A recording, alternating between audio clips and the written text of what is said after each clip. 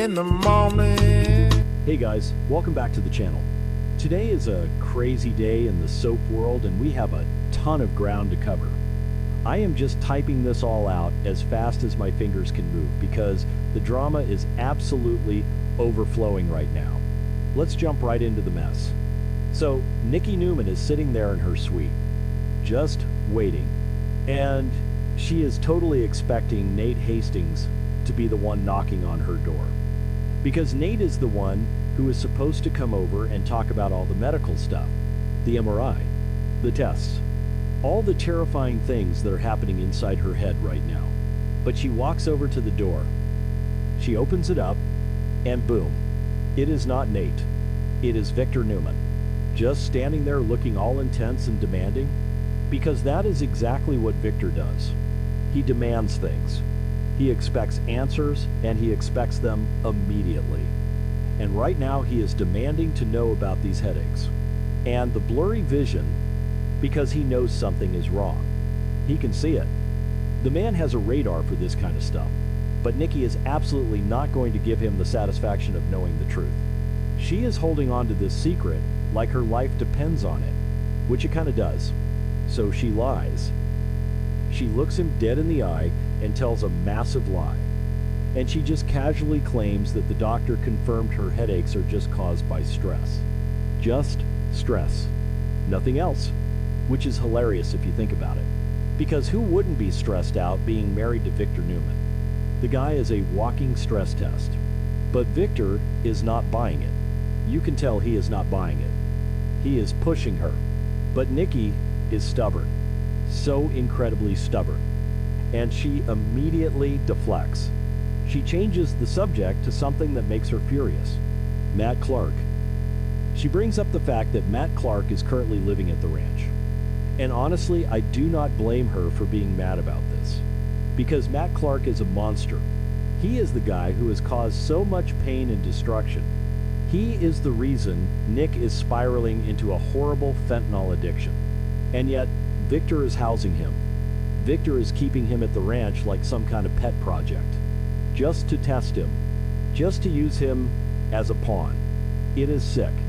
And Nikki calls him out on it. She just unleashes all her anger about Matt Clark right in Victor's face. But it does not stop there.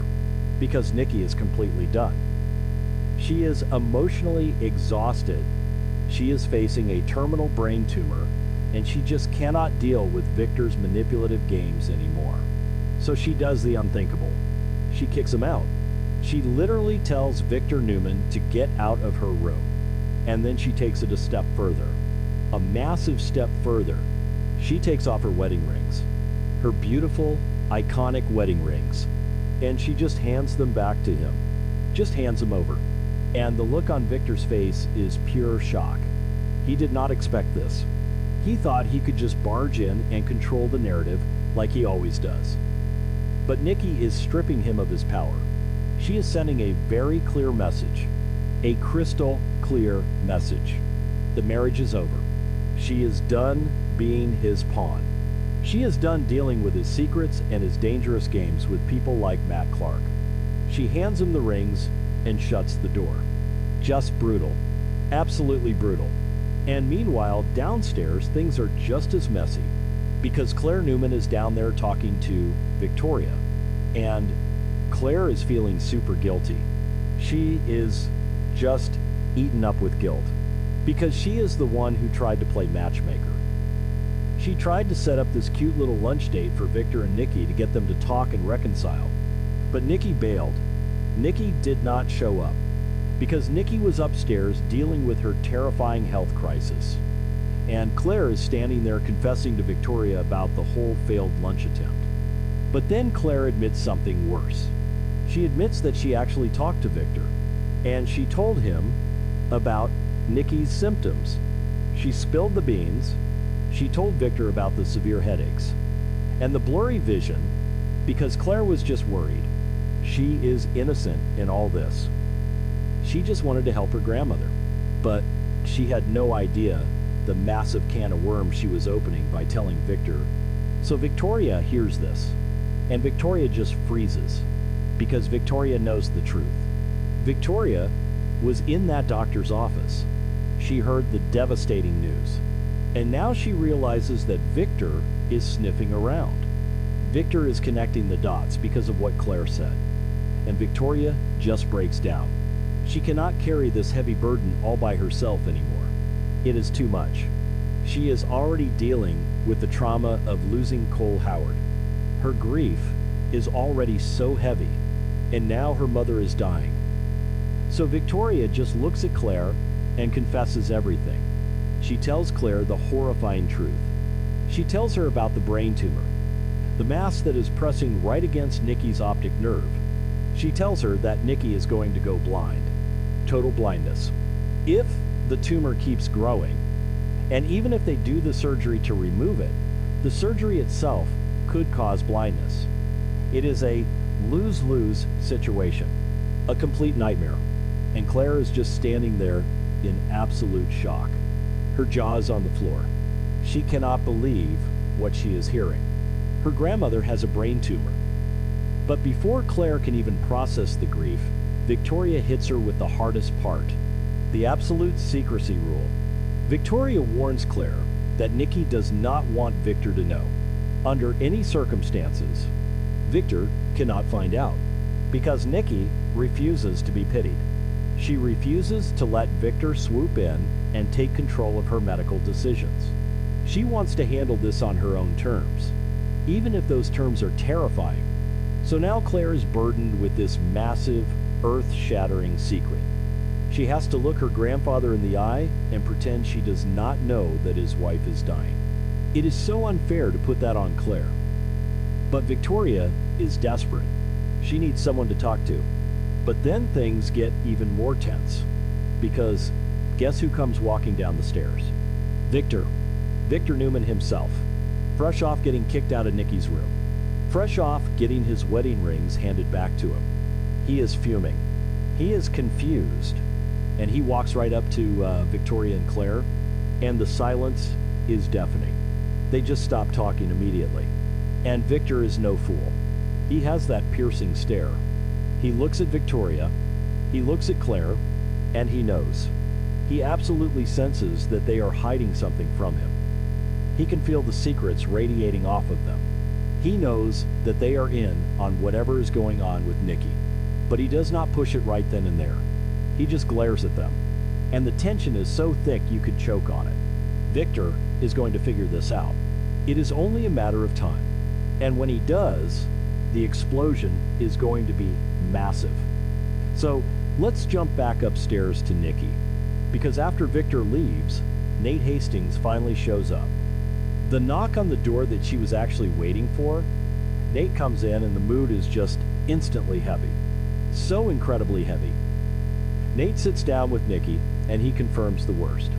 He tells her that he looked at the MRI scans, he reviewed the files, and he agrees with the neurologist. The diagnosis is spot on. The tumor is real. It is growing. It is pressing on the optic nerve, and the threat of blindness is imminent. There is no escaping this reality. Nikki was hoping for a miracle. She was hoping Nate would walk in and say the other doctor made a mistake. But he doesn't. He confirms that her life is completely upside down. And Nikki is just desperate. She is terrified. She looks at Nate, this man she has known for so long, this trusted family friend, and she begs him. She asks Nate if he would be willing to perform the surgery. She wants Nate to be the one holding the scalpel, because she trusts him. She knows he is brilliant, but this is where the tragedy just hits you right in the gut, because Nate has to look at her and say no. He has to remind her of his own tragic history.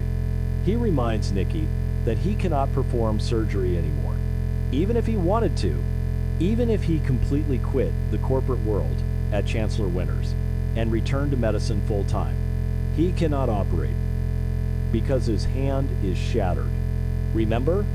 Devin Hamilton shattered Nate's hand in a violent rage years ago. The nerve damage is permanent. He literally cannot hold a surgical instrument steady enough to perform a delicate brain surgery. It is heartbreaking. Nate wants to save her, but his own physical limitations make it impossible. But Nate is a good guy. He really is.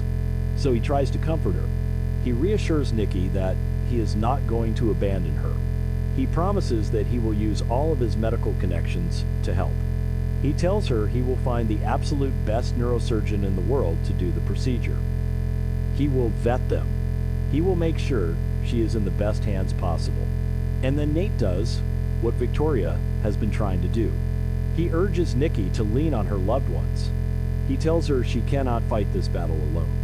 She needs support. She needs her family. Which is so ironic because she literally just kicked her husband out of the room and gave him his rings back. She is pushing away the one person who would move heaven and earth to save her. But Nikki is just too proud. Her pride is going to be her downfall if she is not careful. And while all this medical tragedy is happening with the Newmans, we have to talk about the Abbotts. Because things are completely falling apart over there too. Kyle Abbott is losing his absolute mind. He is trying to convince his dad, Jack Abbott, that they need to take drastic action. Like, right now. Extreme, drastic action. Because their previous plan was a complete and total disaster. A massive failure. Jack and Kyle had this whole secret heist planned out. They were going to lure Dr. Markham out of his house, and then they were going to break in and rescue Diane Jenkins. It was risky. It was dangerous. But they were desperate. But they messed up. They messed up so bad. Because Patty Williams is a lunatic.